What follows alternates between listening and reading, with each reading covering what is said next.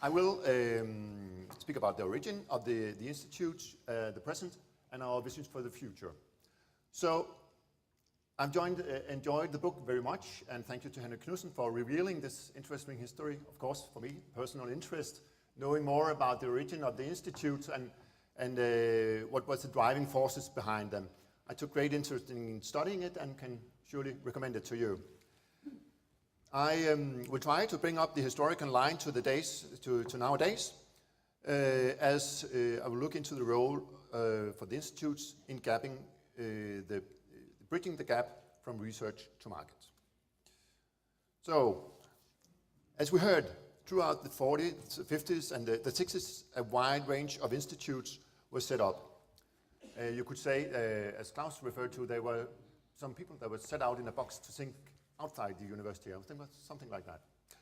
But they were addressing a broad range of technological fields of relevance to Danish industry and the society at all. And in 1973, the approved technological service system, which is abbreviated to GTS in Danish, was set up by law. This gave a common framework for the ATV-Institute, together with the Danish Technological Institute and a number of other actors. About 30 entities were actually approved as GTS institutes at that time. As we just heard Martin say, it was many interests were at stake in these days, in the following years. And through the 80s and the 90s, there were these quite heavy and at times brutal consolidations. And many of you present here knows the history of that far better than I will ever learn. So I will not go too deep into it. But since 2007, we have the 9 institutes as we know them today. The institutes span very broad in terms of technical fields, from high-end measurement and calibration to and advanced robotics and automation of production, and to agricultural techniques and growth methods. In total, the institutes today have more than 3,700 employees worldwide. The total turnover last year oversized 3.6 billion Danish kroner, and the R&D budget has increased by 100% since 2006, and now have overseas 1 billion Danish kroner. So, as you can understand, there has been a heavy development of the institutes, and they have truly grown out as independent children of ATV. In the consolidation, I don't think even Henrik Knudsen has full track of all the consolidations and mergers of the institutes, but I do know that Pioneer was established in 2003 as a part of the reconstruction of the former Biotechnological Institute, and the Danish Technological Institute has taken over a number of activities from some of the former institutes. But the 3 old boys in the GTS network, that is DHI, Force Technology and Delta, together incorporate between 12 and 15 of the former ATV institutes. Together, they hold about 65% of the turnover and of the employees. So, many changes have been made through the years, but I think it's fair to say, in the light of history, that the establishing of the GTS system was by law, was an official recognition of the pioneering work that ATV and others took out and secured an outreach activity from research to industry. An effort that has in these years are being intensified and boosted all over Europe, as innovation is recognized as a key to restore growth and solve the grand challenges our societies are facing. Here, bridging the gap from research to market is crucial, and the Institute's role is more needed than ever. So, carrying this historical legacy, we have, between the institutes, we have set up a vision for the coming years and how to challenge the heavy challenges facing Europe and Denmark and Europe and the whole globe, as we have heard of today. We You saw this model earlier from Krogsgaard Larsen, and as we see the GTS working in the intersection between knowledge and market.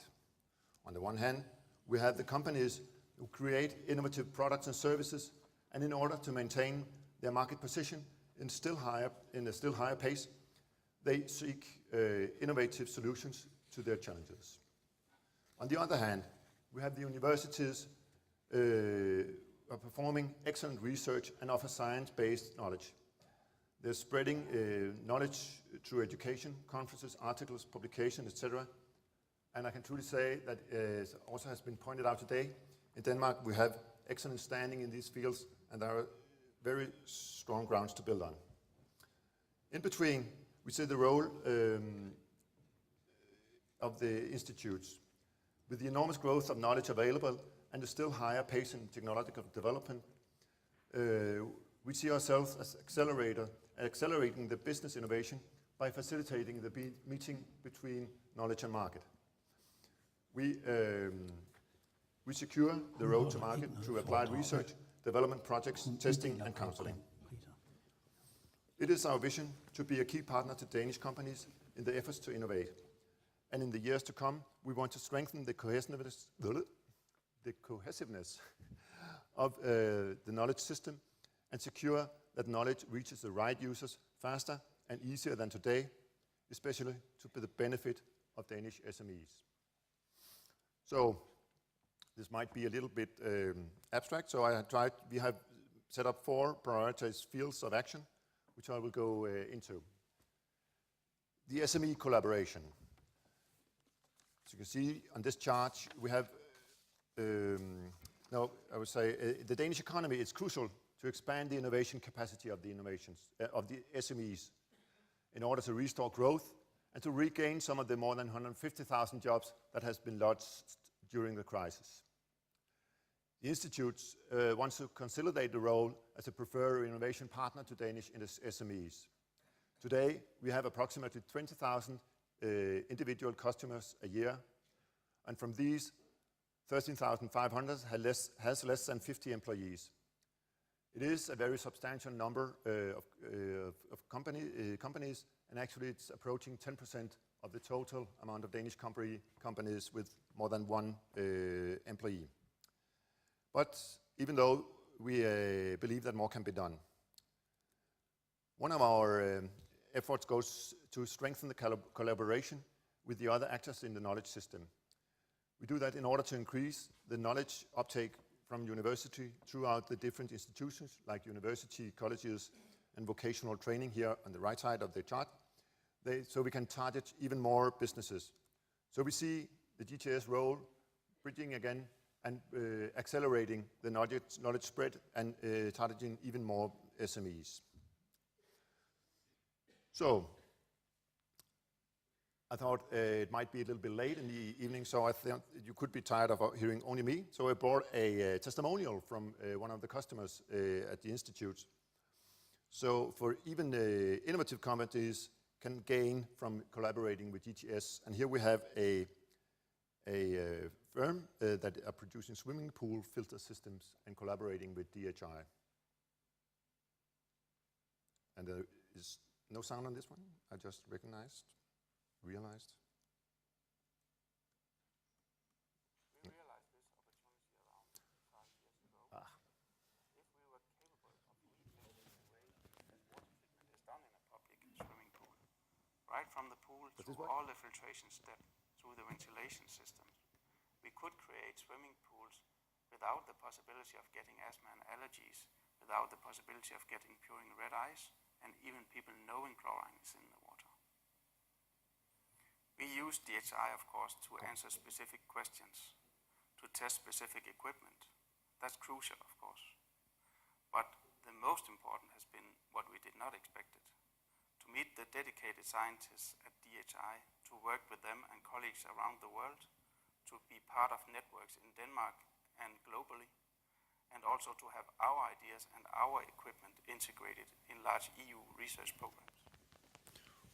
Well, that was in Danish, but I think the most of you could understand if you could hear it. So, as you said, it's a pleasure to cooperate with DHI. and that brings them to new global markets and in the use of their facilities worldwide. This is our second effort is to strengthen the collaboration with the universities. We've heard today about the historical connection between the university and the GTS institutes, and they are very strong. Also today, there is a broad variety and a vivid and insightful collaborations. And as stated again by Krosker Larsen, the competences of the university and the institutes are supplementary. They're reaching from the excellent basic research at the university to the development and broad business interaction and knowledge dissemination of the institutes. It is crucial that we, in our knowledge system, secure that there is homogeneous collaboration and efficient utilization of the supplementary skills by the two sectors. By doing so, we can enhance strategic partnerships with a wide range of benefits to all parties. And I'm especially happy. The origin of many institutes, as mentioned, is from DTU. And this has fostered strong and deep collaboration. And as a new step, I'm happy to be able to announce today that last week, University of Copenhagen and GTS signed a memorandum of understanding setting up a framework for intensified collaboration on SME outreach activities from Copenhagen University, University of Copenhagen. Supplementary competencies on the two parties are key in the collaboration. Our third effort is on international outreach, and we have and we want to support the Danish industry in their globalization efforts. The GTS institutes, and especially the former ATV institutes, have undertaken a very strong international development throughout the last decade. Today, more than 50% of the institute's commercial turnover comes from international clients, and the institute's business has gone truly global. Some of the driving forces behind the internationalization are sketched in this chart, but again, to make it more specific, let me tell you about the activities in Singapore.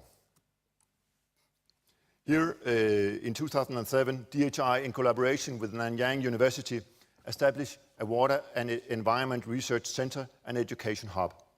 The driver was to take part of the very high ambitions of the Singaporean government to create a global water knowledge hub, addressing both the local water supply problems as well at the same time to create global business opportunities.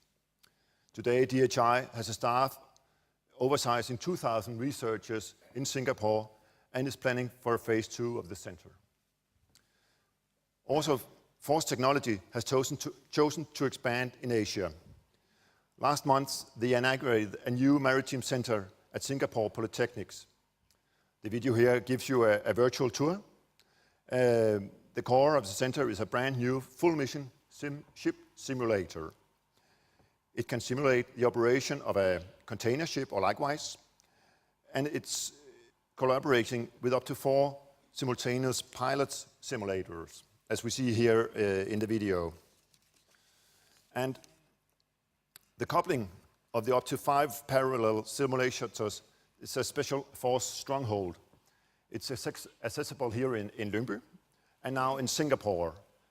And the facilities are used for training and education purposes, but especially it will support and can and will support development activities for ships, equipment and harbors as they are still at a virtual stage.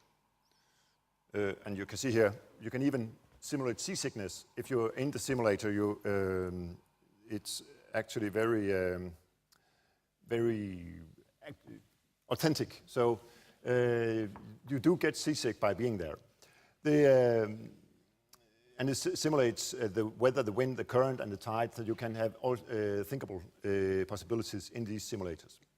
But what is crucial for the more general GTS purpose is that both the DHI and the force activities are used as springboards for Danish SMEs that want to reach out to the Asian markets. So that is why the larger perspectives of these activities going beyond the business activity of the individual GTS company.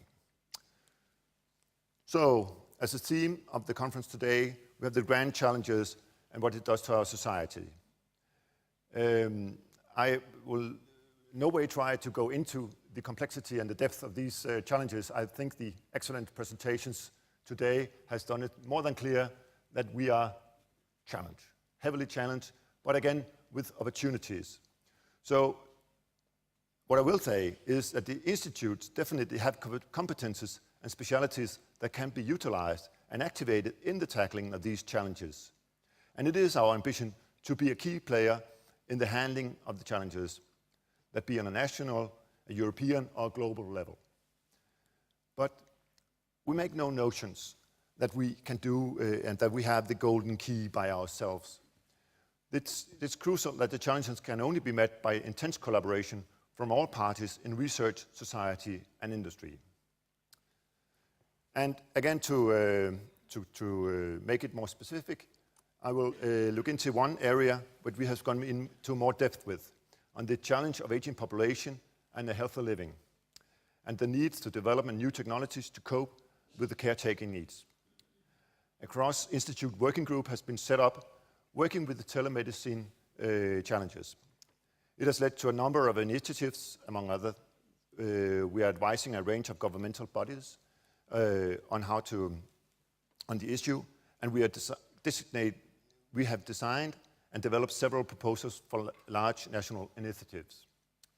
Here we focus on the development of health IT ecosystems encompassing both the supply side and the demand, so that they are both active partners in the sector. The